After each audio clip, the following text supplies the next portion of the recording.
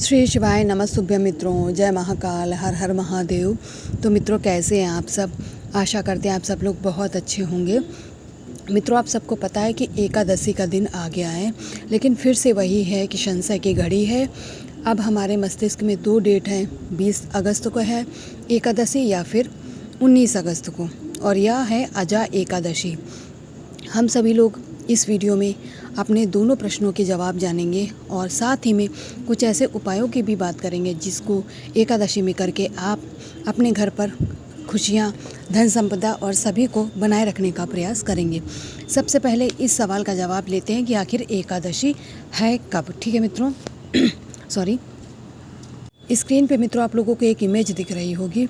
मैं आप लोगों को बता दूं, अब आजकल डिजिटल का ज़माना है, हम सभी के फ़ोन में सारी जानकारी हमें मिल जाती है। फिर भी मैं आप लोगों को बता देती हूँ कि जो एकादशी पड़ रही है इस बार 18 अगस्त को शाम को 5:22 से लगेगी और 19 अगस्त को दोपहर 3:32 तक रहेगी, अर्थात उसके बाद समाप्त हो जाएगी। तो ज़्यादातर जो गुरुजन बता रहे हैं 19 अगस्त को ही व्रत करने को बता रहे हैं। ठीक है, यहाँ दूसरी स्क्रीन भी है जिस पे लिखा हुआ है भाद्रपद मास के कृष्ण पक्ष की एकादशी को अजा एकादशी कहा जाता है। ठीक है, जो भादो महीना होता है उसमें जो कृष्ण पक्ष की एकादशी होती है उसे अजा एकादशी कहा जाता है। इस साल एकादशी पर हनुमान जी की भी पूजा का संयोग बन रहा है। ऐसा विशेष दुर्लभ संयोग कभी कभी ही बनता है। और एकादशी तिथि आज यानी 18 अगस्त से शुरू हो जाएगी, लेकिन उदया तिथि में एकादशी मनाई जाती है, जो कि आप सभी लोग जानते हैं कि उदया तिथि में अगर एकादशी का समय नहीं पड़ रहा है तो फिर नहीं मनाते। जिस दिन उदया तिथि पहुंचती उसी तारीख को उसी समय पर ही एकादशी मनाई जाती। तो इस बार जो उदया तिथि पड़ रही है वह 19 अगस्त को पड़ रही है। इसलिए हम सभी लोग जो एकादशी का व्रत जो हमारी माताएं बहनें करती हैं अपने घरों पे, वो 19 तारीख को यानी 19 अगस्त को व्रत रखेंगी। तो मैं आशा करती हूँ आप लोगों के मस्तिष्क से यह प्रश्न तो पूरी तरीके से समाप्त हो गया होगा कि हम लोग एकादशी का जो व्रत है, पूजा इत्यादि है, वो 19 अगस्त को करें या 18 अगस्त को करें, है ना मित्रों। तो 19 अगस्त को आप लोगों को करना है, इतनी बात समझ गए होंगे। और दूसरी बात कि अजा एकादशी है और संयोग दुर्लभ संयोग बना है जिस पे हनुमान जी की भी पूजा की जाएगी इस एकादशी की तिथि पर।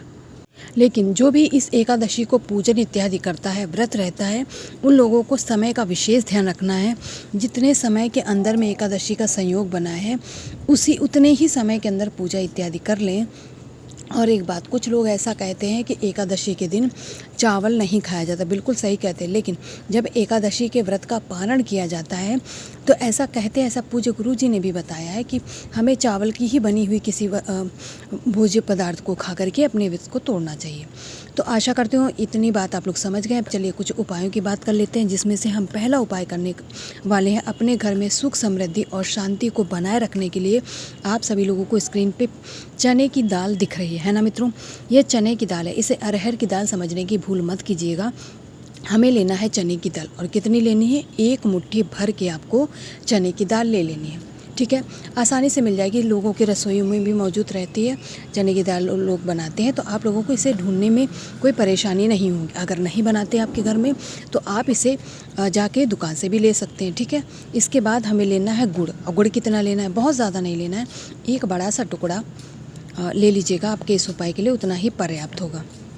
एक आपको कटोरी में चने की दाल रख लीजिएगा, उसी चने की दाल के ऊपर आपने जो ये एक गुड़ का टुकड़ा लिया है इसे रख लीजिएगा। अब इसे रखने के साथ ही आपको लेना है एक पीला कपड़ा। मैं यह नहीं कह रही कि आप नया कपड़ा मार्केट से जाकर लाइए, लेकिन जो कपड़ा आप उपाय में प्रयोग करेंगे वो साफ़ स्वच्छ होना चाहिए। इस बात का आप लोग विशेष ध्यान रखें, भले ही पुराना हो लेकिन गंदा नहीं होना चाहिए। अब कपड़े को लेने के बाद में जो आपने चने की दाल ली है 1 मुट्ठी, और जो गुड़ लिया है, उन दोनों ही सामग्री को आप इस कपड़े में बहुत अच्छे से रख दीजिएगा बीचों बीच। अब हमें क्या करनी है, अब हमें इस कपड़े की पोटली बना लेनी है। आप सभी लोग पोटली बनाना तो जानते ही होंगे, अब उससे तो बताने की कोई आवश्यकता नहीं है। पोटली बन गई। अब बात आती है कि आखिर हमें इस पोटली का करना क्या है। मित्रों, इस पोटली को हमें हमारे घर में सुख समृद्धि और शांति चाहिए, तो जाहिर सी बात है हम इसे अपने घर में तो नहीं रखेंगे, अन्यथा हमारे घर में ऐसे कैसे आएगी। तो आपके घर में जो पास में मंदिर पड़े इस बात का ध्यान रखिएगा कि वहाँ उस मंदिर में पुजारी जी हों। ये मत समझिएगा कि मैंने स्क्रीन पे महादेव जी को दिखाया तो आप लोगों को महादेव जी के ही मंदिर जाना है, ठीक है। जो भी मंदिर आपके यहाँ पड़े आपको उस मंदिर में जाना है। उस पोटली को क्या करना है, उस पुडली को पहले वहाँ पे समर्पित करिएगा। अपनी इच्छा जो आप अपने घर में सुख समृद्धि शांति चाहते हैं उस मनोकामना से इसके बाद उस पुडली को आपको दान कर देना है। अब किसे दान करेंगे, जो पुजारी जी होंगे मंदिर में उन्हें आप इस पोटली को दे दीजिएगा। मित्रों आप यकीन करिए इस एकादशी आपके यहाँ जो भी परेशानी होगी वह ज़रूर दूर हो जाएगी। अब चलिए पहला उपाय समझ गए, अब दूसरे उपाय की बात कर लेते हैं। मित्रों जो आज हम सभी लोग दूसरा उपाय करने वाले हैं, जब हमारे घर में पैसों की बहुत किल्लत हो जाती है, यानी पैसे तो आप कमा रहे हैं लेकिन जो ज़रूरतें हैं वो पूरी नहीं हो पा रही, धन कम पड़ जा रहा है, इसके लिए आपको लेना है बेलपत्र। अब कितनी लेनी है, आपको लेनी है 7 बेलपत्र, जो कहीं से कटी फकी और खंडित नहीं होनी चाहिए, एकदम अच्छी अच्छी 7 बेलपत्र आप देखकर ले लीजिएगा। बेलपत्र लेने के बाद में आपको लेना है तांबे का 1 लोटा, ठीक है। तांबे का लोटा लेना है और उसमें लेना है आपको अपने घर का शुद्ध जल और गंगा जल, दोनों चीज़ों को आप इस कलश के अंदर डाल लीजिएगा मित्रों। और जो आपने 7 बेलपत्र लिए उन 7 बेलपत्र को भी इसी कलश के अंदर क्या करेंगे, डाल लेंगे। डालने के बाद में इस कलश को उठाएंगे और पहुंच जाएंगे महादेव जी के मंदिर में। इस बार आपको ऐसे मंदिर में जाना है जहाँ पर नंदी बाबा ज़रूर विराजमान हो। ऐसा इसलिए क्योंकि इस उपाय में दोनों ही चीज़ों की आपको आवश्यकता पड़ने वाली। अब आप मंदिर पहुँच गए, उत्तर दिशा में मुख करके खड़े हो जाइएगा। आप लोगों ने देखा है ना, जो नंदी महाराज जी का एक पैर मुड़ा होता है और एक पैर उठा होता है। आपने जो कलश में जल लिया है उस जल को आपको नंदी महाराज जी की उस उठे वाले पैर पे चढ़ाना, ठीक है, मुड़े वाले पे नहीं, केवल उठे वाले पैर पे आपको उस कलश का संपूर्ण जल चढ़ाना है। लेकिन मित्रों ध्यान रखिएगा, केवल जल चढ़ाएंगे, बेलपत्र नहीं चढ़ाएंगे, केवल जल चढ़ा दीजिएगा। जल चढ़ाने के बाद में जो आपके पास 7 बेलपत्र बचेंगे उन्हें एक एक करके कुंदकेश्वर महादेव जी का नाम लेते हुए महादेव जी की शिवलिंग पे समर्पित कर दीजिएगा। इससे क्या होगा, आपके घर में जो भी पैसे और धन संबंधी परेशानी आ रही होगी, पैसों की किल्लत हो रही होगी, उन्हें दूर करने का निवेदन करेंगे महादेव जी से। और जाते जाते एक ही विनती करेंगे कि हे महादेव जी, मेरे घर में भी माता लक्ष्मी विराजमान हो, आपके घर के धन के भंडारे भर जाएं और पैसों की परेशानी सदा के लिए समाप्त हो जाए।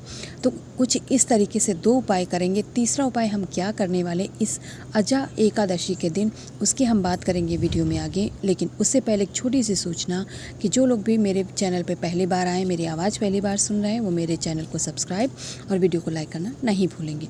तीसरा और अंतिम उपाय हम करने वाले हैं निरोगी होने के लिए। निरोगी अर्थात जब हमारे शरीर में कोई रोग ही नहीं रहेगा तो हम कैसे रोगी, है ना, हो गए ना निरोगी।